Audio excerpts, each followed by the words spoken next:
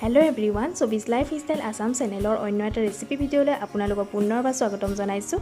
আজি মই আপোনালোকলৈ লৈ আহিছোঁ একেবাৰে ইজি ৰেচিপি, পানী টেঙা ৰেচিপি। বহুতেই ভাল লাগে খাই, পইতা ভাত বা গৰম ভাতৰ লগত খাই বহুতেই ভাল লাগে। সকলোৱে বনাব জানেই চাগে, কিন্তু মইনো কেনেকৈ বনালোঁ সেইটো আপোনালোকৰ লগত শ্বেয়াৰ কৰিব গৈ আছোঁ। তেতিয়াহ'লে অলপো দেৰি নকৰি বলক ভিডিঅ'টো আৰম্ভ কৰোঁ। এতিয়া মই কলপাত কাটি আনিলোঁ, কাটি আনি এইদৰে মই গেছতে সেকি লৈছোঁ। আপোনালোকে ৰ'দতো দি ল'ব পাৰে, মই গেছতে সেকি লৈছোঁ। তেতিয়া মেৰিয়াবলৈ বেছি সুবিধা হয়, কলপাতখন ফাটি নাযায়। প্ৰথমতে মই সৰিয়হখিনি ধুই কৰি ৰ'দত দি ল'লোঁ, দুটা ৰ'দত শুকুৱাই ল'লোঁ। এতিয়া এইখিনি মই এটা মিক্সি জাৰত মই খুন্দি ল'লোঁ।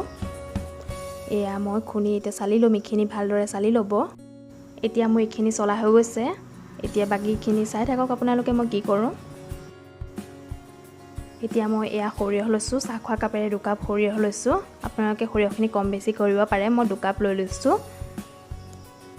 এতিয়া মই সোৱাদ অনুসৰি নিমখ লৈছোঁ, আধা চামুচ লৈছোঁ এয়া মই, আপোনালোকে কম বেছি কৰিব পাৰে। এতিয়া মই এয়া খাৰণি লৈছোঁ, খাৰণিখিনি মই কলগছৰ খাৰ লৈছোঁ। কলগছ যিখিনি শুকুৱাই ৰাখি পুৰি পেলাই পানীত তিয়াই ৰাখে ছাইটো, সেয়া খাৰণি হয়। আপোনালোকে থেকেৰাও ইউজ কৰিব পাৰে বা কলৰ বাকলি পুৰিও সেইখিনি ছাইখিনি আপোনালোকে তিয়াই ৰাখিও সেয়া খাৰণি বনাব পাৰে। এইখিনি মোৰ কলগছৰ বাকলি হয়। এয়া আধা কাপ মানৰ জোখে লৈ লৈছোঁ। এইখিনি গোটেইখিনি নালাগে, অলপ যিখিনি লাগে সেইখিনি ব্যৱহাৰ কৰিম। আৰু এয়া লৈছোঁ 4টা ইলাইচি খুন্দি ল'লোঁ, আৰু এয়া 3-4টামান জলকীয়া কুটি ল'লোঁ। এতিয়া মই নিমখখিনি ইয়াত দি দিছোঁ। এতিয়া মই ইলাইচিখিনিও দি দিছোঁ আৰু জলকীয়াখিনি দি দিছোঁ। এতিয়া এইখিনি ভালদৰে মিক্স কৰি ল'ম।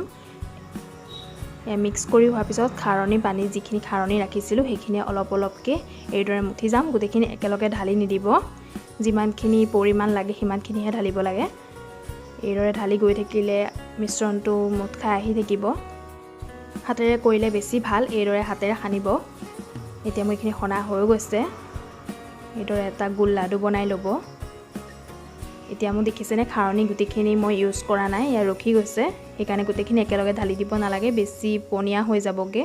এতিয়া মই কলপাত যিখন লেৰেলাই ৰাখিছিলোঁ এইদৰে মই ছাইডৰখিনি এৰুৱাই ল'ম। এতিয়া মই কলপাতৰ মাজত এইদৰে বলটো ৰাখি দিম, ৰাখি দি এইদৰে মুটুকাই দিম। এতিয়া এইটো ছাইডৰ পৰা মই মুটুকাই দিম আৰু এইটো ছাইডৰ পৰা মুটুকাই দিম। এতিয়া এইখিনি মই বান্ধি ৰাখি দিম।